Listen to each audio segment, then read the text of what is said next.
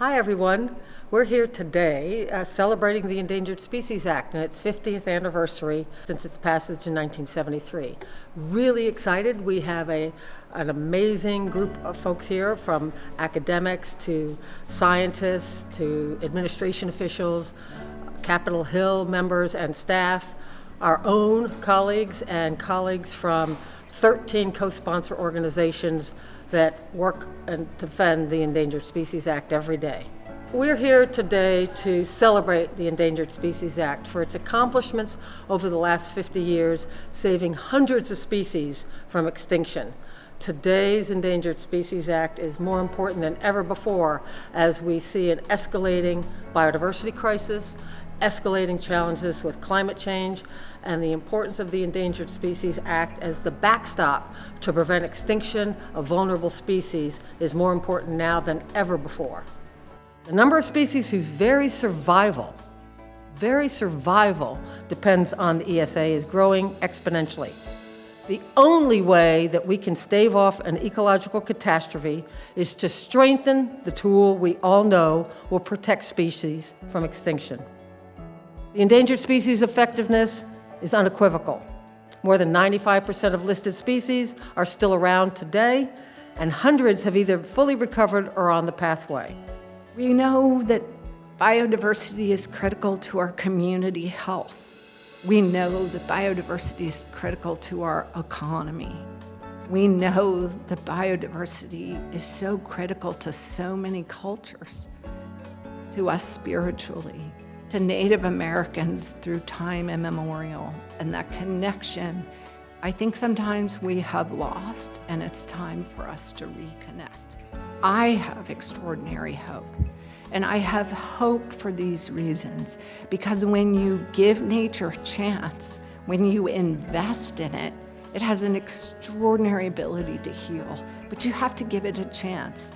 I cried so hard when that first bird flew free. But I also want to emphasize that this is work that was founded on centuries of work, 50 of which we are now celebrating through the ESA, and likely would not have been possible without the ESA, without it bringing people together in novel and inventive ways to meet conservation goals.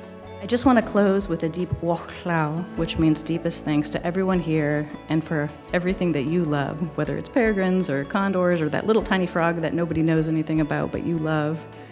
What you do and what you love is so important. And I love this particular photo taken by Joseph Brandt of the U.S. Fish and Wildlife Service at their Southern California flock. Because you may recall that at one point there was only 22 condors left in the entire world. There are 22 condors in that photo, which just goes to show what the power is that we have when we work together behind something as iconic as the ESA and all the good that we can do. And I think what's so important about this story is just to underscore the importance of the ESA and on-the-ground recovery efforts and how far-reaching those impacts are.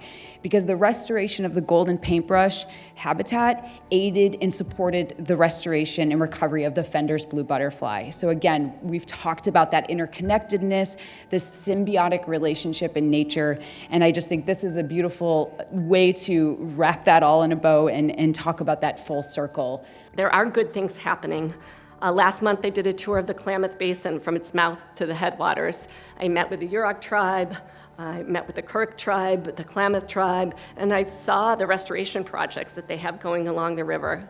And next year, the largest dam removal and river restoration project in the U.S. history will happen on the Klamath River when 4 dams will be taken down.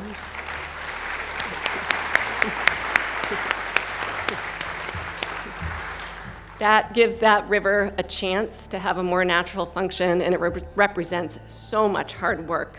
The message that you've heard over and over today from Director Williams, from many of our speakers, is that the U.S. Fish and Wildlife Service, or NOAA Fisheries, they can't do it alone. Recovering species, protecting them from extinction requires everyone. I think that the discipline of conservation science is a crisis discipline. We're figuring this out. We're seeing these high rates of extinction, unprecedented rates of extinction, and we're scrambling to put a Band-Aid on it, but what we truly need is a fundamental transformational change in those drivers. More specifically, I do think that one of the first steps is getting people to take some action. We have really good research that shows that once people take an action, then they want to learn more and reinforce, support themselves for why they took that action. So if you can get people to take some action through direction, through inspiration, some means, then learning about the science, learning about why this all matters, will follow from that. We are part of nature. Nature is part of the entire web of life, that our survival depends on it. Earlier this year, there was a study that found that 40% of the animals and 34% of the plants in the United States, not worldwide, are at the risk of extinction, and that 41% of the ecosystems are facing collapse.